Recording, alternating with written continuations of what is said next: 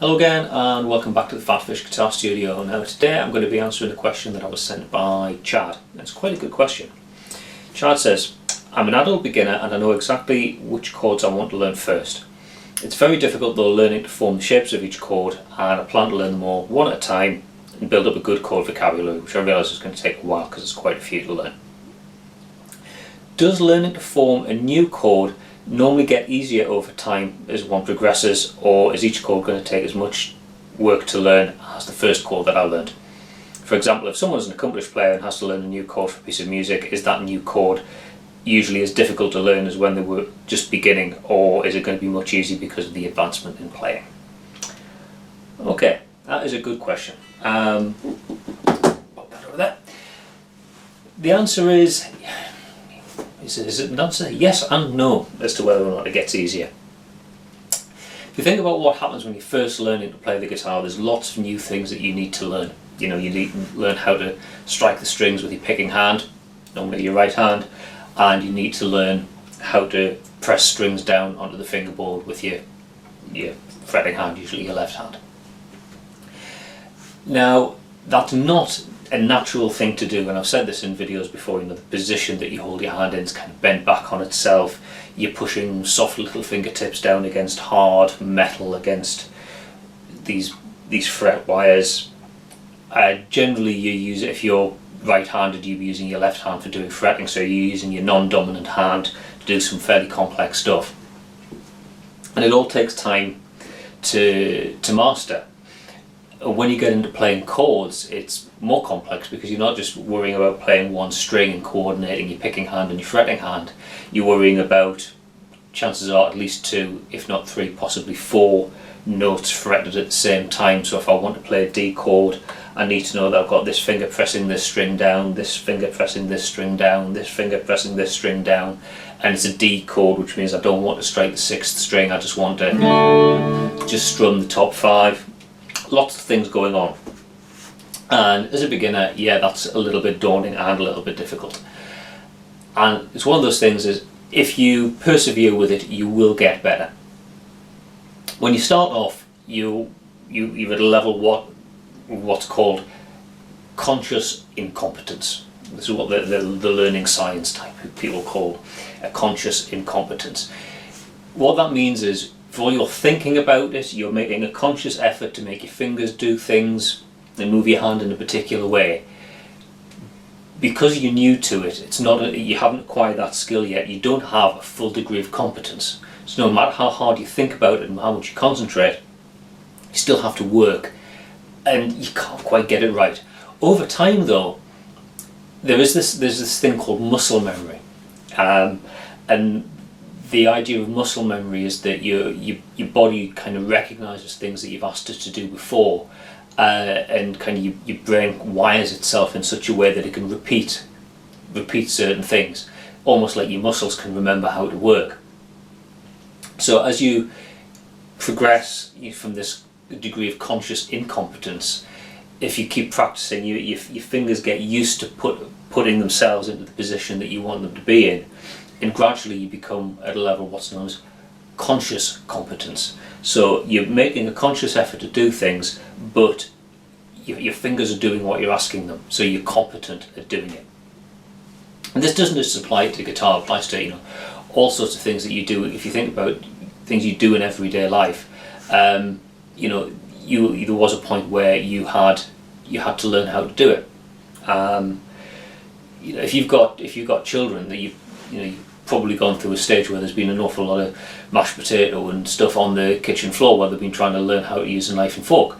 Using cutlery is something that you do every day, without thinking. But there was a point where you were like your children and you had to learn how to develop these motor skills, and your muscle memory had to adapt and learn how to hold a knife and fork and coordinate everything. And this is what you're aiming for. It's a level known as an unconscious competence. It's where you can perform an action without having to consciously think so much about what you're doing. If you've been playing guitar for a while, you probably acquired that for a lot of things. You can pick a guitar up and just form chords. You think, I want to play a D chord, I want to play an A chord, I want to play an E chord. You can just do it. without having to make that conscious effort of, right, I want that finger on that fret and that finger on that string at that fret. It all kind of comes automatically. And like I said, there's so many things you do in life, whether it's using a knife and fork, or driving a car, something like that. If you think about how complex it is, but your brain just kind of wires everything together for you so you can do it sort of without thinking. So how does this fit into answering Chad's question? Well, I said the answer to Chad's questions, it's a bit of a yes or no. So let's go down the yes path first. As you start learning chords, like say you progress through this level of conscious incompetence, conscious competence, and then unconscious competence. So you've got these chords that you can play. You might still be at the conscious competence stage, but you can think about it, you can make your fingers do what you want. So let's think about a chord which I think most guitarists, when they've learned them, find them hard, and that's bar chords. Do you remember the time you learned the F bar chord? That chord there. Now I remember when I was at school, there was a few of us, in varying degrees of skill with a guitar, and there was almost like godlike status bestowed upon the first one of us who learned how to play a bar chord. He's somebody he knew how to play guitar a bit better than him, and he'd shown him how to play bar chords, and we thought, oh wow, that's great. Now Jason can play like an F bar chord. That was amazing. But as you progress, you can do this without thinking. It's just another chord in your vocabulary. But there was a time when playing that bar chord was actually quite a tricky thing to do. But having mastered it, it kind of opens up possibilities for other chords that are based around a similar sort of shape. So if I know an F major chord and I can play it really easily down here, all I've got to do is take my middle finger off and I get an F minor. Or starting on that F major chord, all I've got to do is take my little finger off and I get an F dominant 7th. So on one chord shape, you might find there are other chords that kind of share that same basic shape, that same basic structure. They're only a finger away, or a note or two away from something that you know.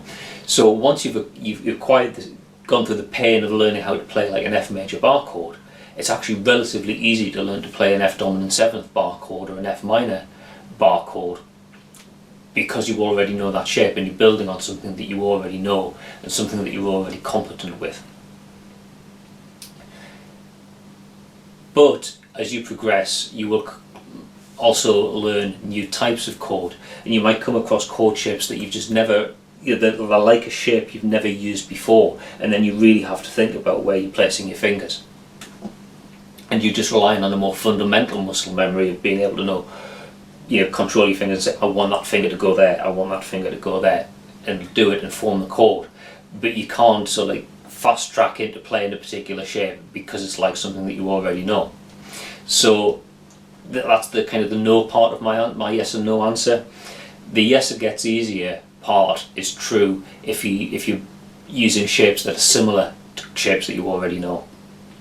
The no part of the answer is there will be shapes that you come across that are significantly different from shapes that you already know, that you kind of have to step back and think about it a little bit more.